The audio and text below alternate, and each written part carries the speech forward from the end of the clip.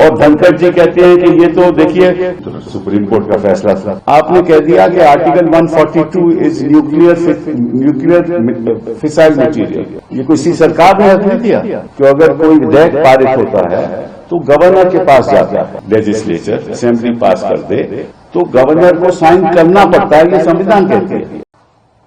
आज सुबह कई अखबारों में जब मैंने धनखड़ साहब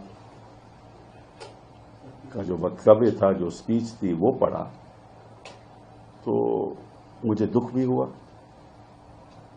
और आश्चर्य भी हुआ, क्योंकि जुडिशियल इंस्टीट्यूशन, चाहे वो सुप्रीम कोर्ट हो, चाहे वो हाई कोर्ट्स सारे देश में हो, उनके ऊपर आज के दिन भी अगर किसी संस्था पे विश्वास है तो जुडिशरी पे है। और मुझे ऐसा लगता है कि जब कुछ सरकार के लोगों को जुडिशरी के निर्णय पसंद नहीं आते तो फिर वो आरोप लगाना शुरू कर देते हैं कि ये हद से बाहर है, और जब उनको पसंद आते हैं तो फिर विपक्ष को कहते हैं ये तो सुप्रीम कोर्ट ने फैसला किया। कोई सवाल उठाए 370 पे तो ये तो सुप्रीम कोर्ट का फैसला था। राम जन्मभूमि की जजमेंट पे सवाल आए तो ये तो सुप्रीम कोर्ट का फैसला था, ये तो सुप्रीम कोर्ट का फैसला था। और अगर हाल ही में जस्टिस पार्दीवाला की जजमेंट आई तो ये कैसे सुप्रीम कोर्ट कर सकती है। मतलब जो आपको जजमेंट सही नहीं लगे, आपके सोच के अनुसार नहीं हो तो वो तो गलत है, और जो आपके सोच के अनुसार है वो ठीक है। और एक कॉन्स्टिट्यूशनल फंक्शनरी को ऐसी बात कहनी मैं समझता हूं उचित नहीं है। मैं उनका बड़ा आदर करता हूं, लेकिन आपने कह दिया कि article 142 is nuclear fissile material, nuclear missile. ये कैसे कह सकते हैं आप? आपको मालूम है कि आर्टिकल 142 के द्वारा सुप्रीम कोर्ट को संविधान ने यह हक दिया है।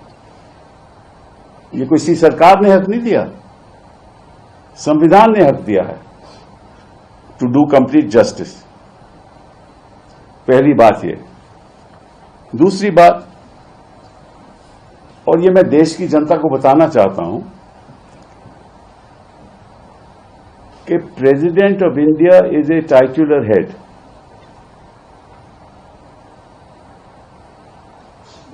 जब प्रेसिडेंट अपनी फंक्शंस करती हैं, वो कैबिनेट की एडवाइस के अनुसार करते हैं। The president acts on the aid and advice of the council of ministers. The governor of a state acts on the aid and advice of the Council of Ministers in the state। कि अगर कोई विधेयक पारित होता है तो governor के पास जाता है। गवर्नर, संविधान ने हक दिया है, गवर्नर कमेंट्स करके वापस भेज सकता है विधेयक को, और फिर अगर दोबारा पास कर दे लेजिस्लेचर, असेंबली पास कर दे, तो गवर्नर को साइन करना पड़ता है, ये संविधान कहती है। गवर्नर यह भी कर सकता है कि कोई विधेयक को वो प्रेसिडेंट को भेज दे अपने कमेंट्स के साथ कि मुझे ये सही नहीं लगता, और प्रेसिडेंट अपने व्यक्तिगत अनुसार कुछ नहीं करती। President acts on the aid and advice of the council of ministers. वो बात सरकार, केंद्र सरकार पे जाती है, केंद्र सरकार के काउंसिल ऑफ मिनिस्टर्स पे जाती है। वो एडवाइस करते हैं प्रेसिडेंट को कि क्या करना है। ये प्रेसिडेंट का व्यक्तिगत हक नहीं है, ये धनखड़ जी को मालूम होना चाहिए। उन्होंने कहा कि आप प्रेसिडेंट की पावर को कैसे कंट्रोल कर सकते हो? भाई कौन कर रहा है प्रेसिडेंट की पावर को कंट्रोल? मैं उदाहरण के तौर से आपको बताना चाहता हूं कि एक गवर्नर के पास विधेयक जाए और वो 2 साल वहां पड़ा रहे, वो अहम विधेयक हो कि जिसकी जनता के प्रति कई चीजें करनी हो, तो गवर्नर क्या बैठ सकता है? 2 साल बैठ सकता है उस मामले में, और कोर्ट को कोई अधिकार नहीं है कुछ करने का।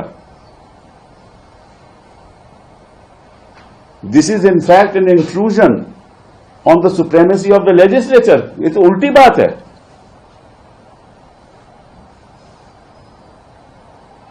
पार्लियामेंट अगर बिल पास करे, क्या प्रेसिडेंट उसमें बैठ सकते हैं कि मैं साइन नहीं करेंगे?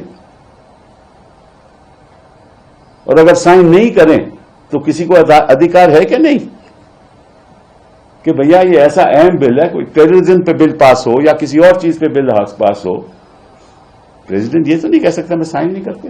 हाँ, कमेंट्स लेके वापस भेज सकते हैं, दोबारा पास हो, president has to sign. That ये तो संविधान की परंपरा है, ये अदालतों ने डिसाइड कर लिया है ऑलरेडी। तो मुझे इस बात का आश्चर्य है कि कभी तो बेगवाल जी जाकर कहते हैं कि हद में रहना चाहिए, कभी रिजू जी केरला में कहते हैं कि ये क्या हो रहा है, अगर हम भी करने लगे तो, और धनखड़ जी कहते हैं कि ये तो देखिए पुराने टाइम जब 8 जज थे सुप्रीम कोर्ट में तो 5 जज फैसला करते थे, मेजॉरिटी थी, अब तो इतने जज हैं 2 ही जज फैसला करें। भाई 2 ही जज फैसला करेंगे ना, सुप्रीम कोर्ट तो बेंचेस पे बैठेगा, या 3 जज या 2 जज या 5 जज या 7 जज या 9 जज या 11 जज, और एक बार 13 भी बैठे थे। तो सुप्रीम कोर्ट तो ऐसे ही फैसला करती है ना। ಹೆಚ್ಚಿನ ವಿಡಿಯೋಗಳಿಗೆ ಪ್ರತಿಧ್ವನಿ ಯೂಟ್ಯೂಬ್ ಚಾನೆಲ್ ಸಬ್ಸ್ಕ್ರೈಬ್ ಮಾಡಿ, ಬೆಲ್ ಐಕಾನ್ ಕ್ಲಿಕ್ ಮಾಡಿ।